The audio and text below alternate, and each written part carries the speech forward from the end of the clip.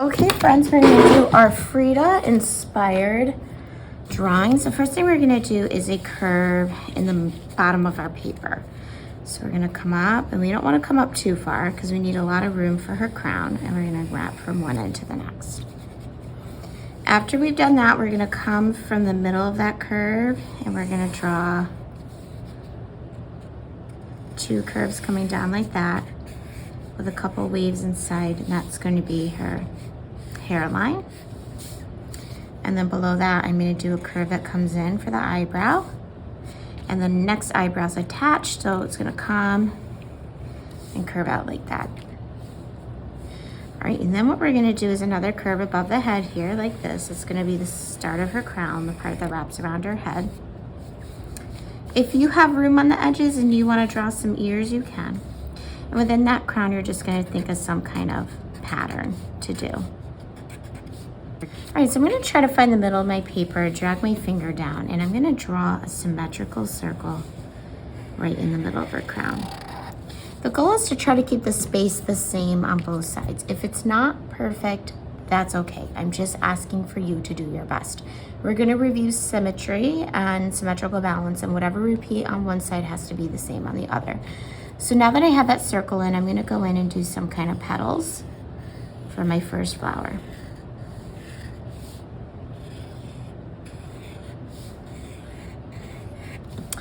Off of this flower, now I'm going to draw another flower on each side that comes behind this one. So I'm going to find a spot and do a C curve that comes from one of my petals back to her head. And now I'm going to try to come to the same spot on this side so it's symmetrical the best I can, and wrap around. Okay, so now again with those ones, and they do not have to be the same shape, I'm going to draw some petals. Maybe this time I'll do some zigzag petals.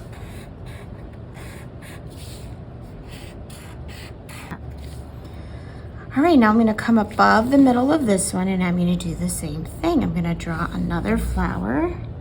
So I'm going to do a circle. I'm trying to draw right from the middle. And then off of that, I'm going to do some kind of petal. Maybe I'll do these kind of petals coming around.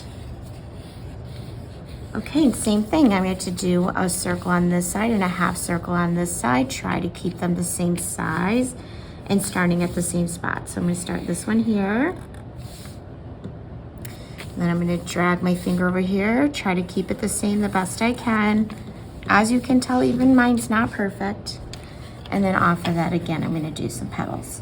So essentially what's happening is the ones in the middle look like they're in the foreground, and the ones on the side look like they're in the background. So above these, I'm going to do a leaf. I'm going to do a curve that comes like this, and then a curve that comes back. And now I want to do a leaf over here, but again, I want to do it in the same spot and try to keep it the same size. So if I was to draw an imaginary line through the middle of this, my drawing is symmetrical. Same thing, I'm going to add some details, but they need to be the same in both leaves. So there's 3 lines, 3 lines, 3 lines here, 3 lines here. And I made a little mistake, that one's kind of spread out, but that's okay. All right, if there's anywhere else you want to add leaves, like maybe I'll do one here, you can just make, or any more flowers. But whatever flowers you add or leaves you add on one side, it has to be the same on the other. Okay, so now that I have that done, I'm just going to add some textures in the center of the flowers here. So how I'm going to do that is by repeating some kind of lines or shapes. So maybe in this one, I'm just going to repeat some dashed lines. I'll do the same thing in this to help, you know, create some unity.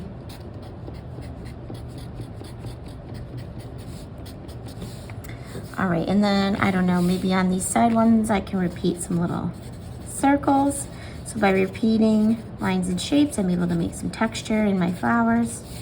But if I do dots in this one, what do I have to do in this one? Dots as well. It has to be symmetrical. All right, so here I'm going to do a swirl, but if I do swirls in this one, I need to also do swirls in this one. Okay, so I have my drawing done. We're going to go in with just a little bit of crayon, but we do not want to color the whole thing because we're going to be creating a print of color on top of that.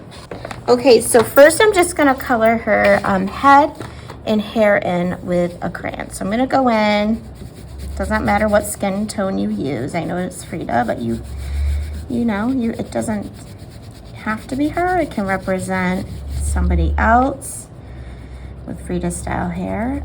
You're gonna go in, push hard on the crayon, and we're just gonna color the skin area first. So that's this little V area, and keys to press hard on that crayon. Then we're gonna go in and do the hair. So the color of the hair is up to you. I'm just gonna go in and see, maybe do like some yellow hair for like blonde on mine.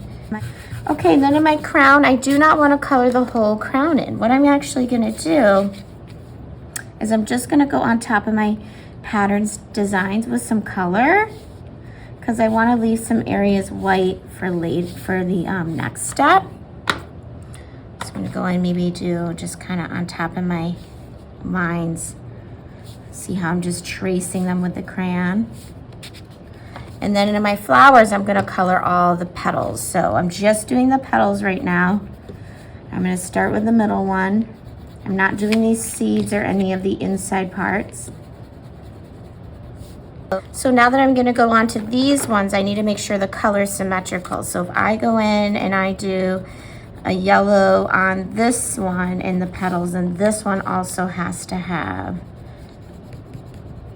yellow in the petals. Go in and do these ones as well. Same thing. Keep it symmetrical.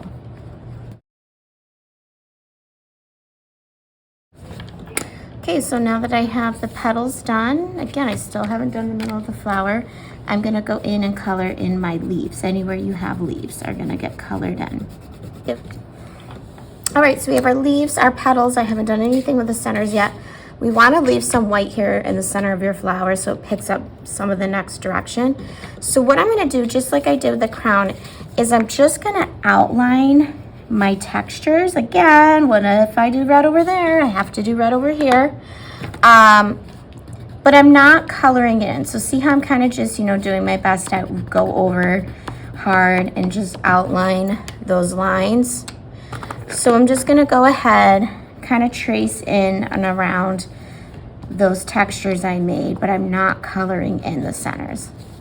And I'm making sure whatever color I do on one side is symmetrical on the other. Okay, so we have this done. I know it's not all colored in, and that's because we're gonna be doing color for the next direction. So what we're gonna get for the next direction are these plastic pieces of film sheet, and we're gonna pick 3 color markers. If you want to stick with warm and cool color schemes, you can. We know some colors don't mix well together, so you might want to think about color schemes. I think I'm gonna go with a warm color scheme.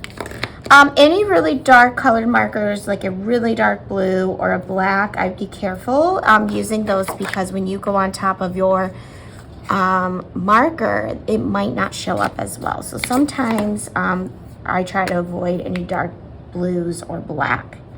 So what you're gonna do is you're gonna hold this plate and you're gonna have a messy mat under it so that you don't have to worry about getting out of lines. And we're just gonna quickly cover the plate in with some markers. So I'm just gonna go in, fill it up. You can certainly, after you fill it up, if you wanna draw things on top, you can, but the goal is to get, the best as you can, every little spot filled in with color.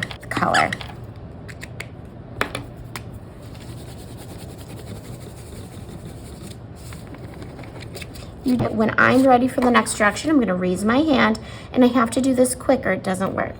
When my hand is raised, Miss Plumber's gonna come over and give me a few squirts of water on my project. Before that dries, I'm gonna take a wet sponge and just hold my paper and rub it across one time. My plate, and I'm gonna place it, hover over the best I can, place it on top. Don't pick it up again. Once it's down, keep it down. And then I'm gonna gently pick this up, hold it tight, flip it over and rub the back of the picture. I'm gonna make sure that I get the edges in the middle and I'm rubbing really good. Now we use that sponge because we want to have an even amount of wetness to our paper. The sponge helps spread the water out and take some of it off the paper so it's not too wet.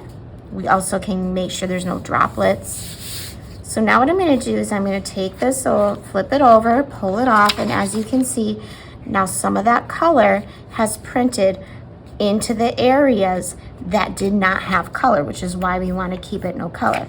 You may have some spots that didn't transfer, and that's okay.